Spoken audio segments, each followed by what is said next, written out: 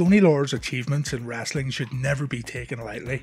The first woman to enter a Royal Rumble match, the first woman to enter the King of the Ring, the first woman to hold the WWF Intercontinental Championship, 2 women's championship reigns, and an induction into the WWE Hall of Fame along with Degeneration X. Chyna really was a trailblazer in professional wrestling, as cliched as the term now is. Chyna's professional wrestling career, however, was deeply mixed in her personal life. While presenting herself as a strong, dominant woman on screen during her last days in the WWE, inside, Chyna was hurting and breaking down. It wasn't until just 1 year before her death that she revealed the particular circumstances of her WWE departure. One of the true big stars of the Attitude Era, and an example of what can be achieved when we deviate from the standard, this video looks at the life and death of Chyna. Born on December 2nd, 1970 in Rochester, New York, Joanie left home at 16 and went to Spain before attending and graduating from the University of Tampa in 1992 with a degree in Spanish literature. Before becoming a wrestler, Joanie was a competitor in fitness competitions. Joanie trained at Killer Kowalski's professional wrestling school. While attending the school, she also worked for various independent promotions as Joanie Lee. Some of her earliest matches were set up by the Fabulous Moolah. Joanie met Triple H and Shawn Michaels after a professional wrestling show in 1996. After watching tapes of her matches, they decided to bring her into the WWF as a bodyguard. Vince McMahon did not want to bring her into the company because he did not believe the audience would find a woman beating up a man believable. While waiting for the WWF's decision, Chyna was approached by World Championship Wrestling, who, according to Chyna's book, wanted her to be the sole female member of the New World Order. She initially accepted the offer, but later turned it down when Shane McMahon informed her that she was going to be hired by the WWF. In saying that, Killer Kowalski did claim that he got Chyna hired by the WWF after introducing her to Shane McMahon and telling him of WCW's interest in her. In the first 2 years of her WWE career, Chyna rose to prominence as the bodyguard of Triple H. Vince McMahon thought it wouldn't work and questioned why would Triple H need a female bodyguard, with Shawn Michaels telling him that's the whole point. What better way to get heat than having a huge bodybuilder female do all your dirty work for you, and it worked. Her on-screen debut happened at WWF In Your House Final 4 in 1997, with her first major involvement in an angle coming during Triple H's feud with Goldust. Goldust's manager Marlena found herself getting choked out, courtesy of the ninth wonder of the world, who appeared from the crowd. Chyna would go on to become Triple H's valet and bodyguard, accompanying him to the ring and being his manager. Chyna would go on to be one of the founding members of Degeneration X along with Triple H, Rick Rude and Shawn Michaels. She often helped her DX teammates by physically interfering in matches by executing her trademark low blow to the groin. Off screen, however, the male wrestlers were hesitant at first to let a female overpower them on screen. 1999 was a huge year for Chyna. She was the 13th entrant in the Royal Rumble that year, and in June she became the first woman to qualify for the King of the Ring tournament. She defeated Jeff Jarrett for the IC title at No Mercy in his last WWF match, in the process becoming the first and only woman to win the Intercontinental Championship. Not long after losing the IC title, Chyna became the on-screen girlfriend of Eddie Guerrero. Guerrero and Chyna, originally villains, later became fan favourites during the summer of 2000. It was around this time that Chyna was featured as a cover girl in Playboy magazine, an achievement that would make her stardom reach even greater heights outside of the WWF bubble. Chyna left the WWF on November 30th, 2001. We will circle back to her release from WWF after we briefly cover the remainder of her wrestling career. Moving on from WWF, Chyna had a brief stint in New Japan Pro Wrestling. She stepped into the ring with the likes of Kenzo Suzuki, Hiroshi Tanahashi and Masahiro Chono. Chyna made her TNA debut during tapings in May 2011. Mick Foley introduced her as Kurt Angle's business associate and tag team partner at Sacrifice, where they would face Jeff Jarrett and Karen Angle. During the taping, she also took part in a battle royal. At Sacrifice on May 15th, 2011, Chyna submitted Karen Angle for the win in a mixed tag team match. She left TNA shortly after, making Sacrifice 2011 her final wrestling match.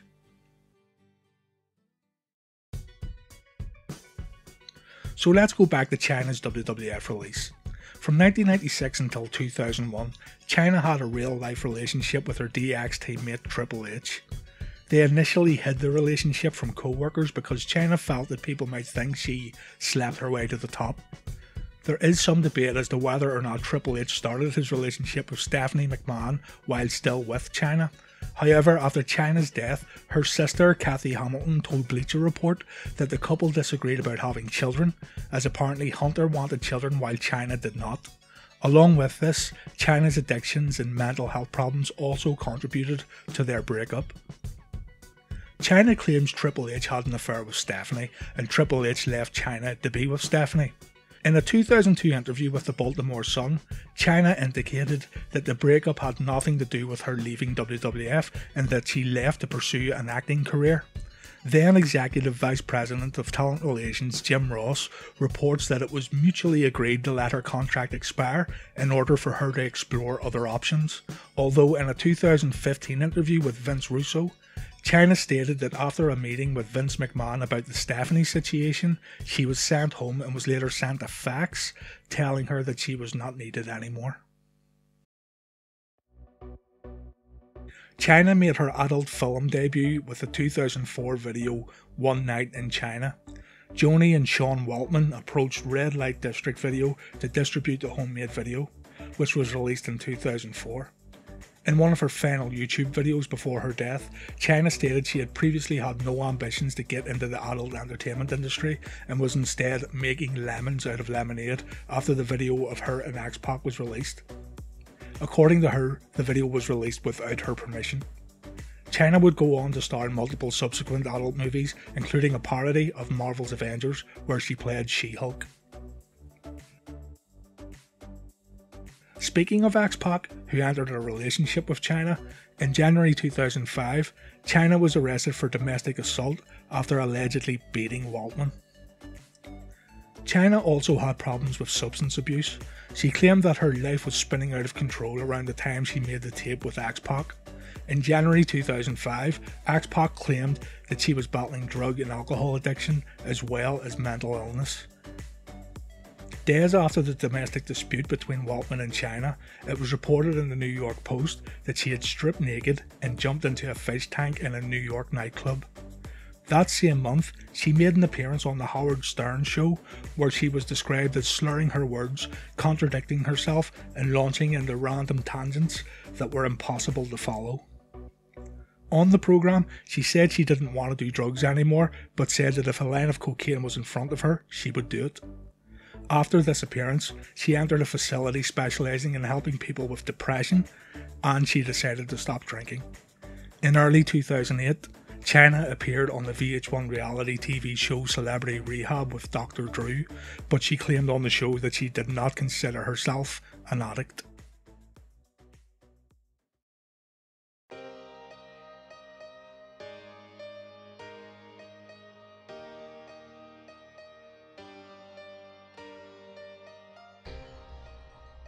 On April 20, 2016, Chyna was found dead at her home in Redondo Beach, California. She was 46 years old. Her manager had grown concerned when Chyna did not post updates or content to her usual social media outlets for several days and subsequently found her body in her apartment. A statement was posted to her Twitter account by her manager confirming her death. Her death was reported just 4 hours before it was first reported pop star Prince had also passed away.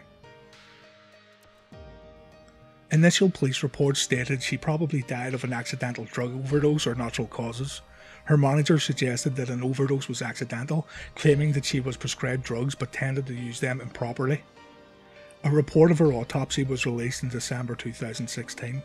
Chyna died on April 20th of an overdose of alcohol, combined with anxiety drugs such as diazepam, painkillers such as oxycodone, and sleeping aid temazepam. Only about 400 people showed up to pay tribute to a woman who once wrestled before a crowd of 68,000. Joanie's mother and siblings chose not to make the trip to Chyna's memorial service. The WWE did not send any representatives. Other than Sean Waltman, the only notable wrestlers in attendance were former stars Melina and Rob Van Dam, both of nearby Los Angeles and neither of whom worked with Chyna. Considering he hadn't seen Chyna since the abrupt end of their relationship in 2005, X-Pac's presence at her June 22nd memorial service was indeed a surprise.